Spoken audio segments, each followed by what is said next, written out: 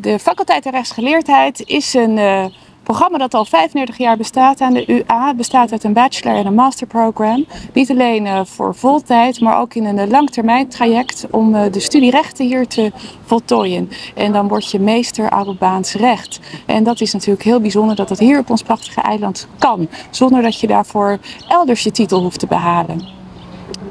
De opleiding, faculteit der rechtsgeleerdheid, biedt, zoals ik al zei, een volledige accredited opleiding aan.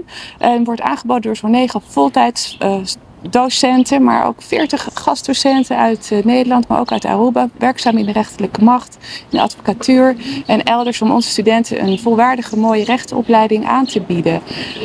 Dus de rechtenopleiding duurt in principe 4 jaar en kan iets langer duren, om er in een lange termijn traject aan te beginnen.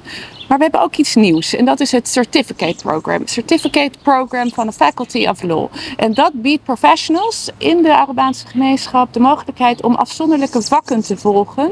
Een vak in een master of in een bachelor course, waarin je in gedurende 7 weken 1 specifiek vak kiest en meedraait in het reguliere rechtenprogramma. En dan mensen die voldoende background hebben en een voldoende opleiding kunnen dan daaraan deelnemen. De kosten zijn vrij gering, $500 voor de bachelor en $625 voor de master. Zo'n vak moet je denken aan bijvoorbeeld intellectual property law in de master, waarin dus ook mensen die bijvoorbeeld met intellectuele eigendom te maken hebben, deelnemen aan ons reguliere programma. Het zijn er echt een heleboel. Ik laat ze u toch maar heel eventjes zien. En u kunt het straks ook allemaal vinden op de website. In het bachelorprogramma hebben we bijvoorbeeld Arubaans personen- en familierecht, het capita bestuursrecht, Arubaans belastingrecht, heel erg populair bij de medewerkers van de Impuesto.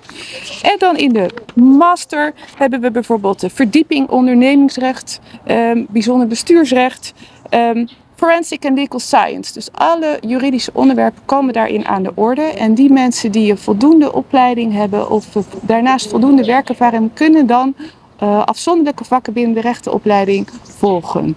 Let op, toestemming is altijd wel noodzakelijk van tevoren van de Office of Student Affairs.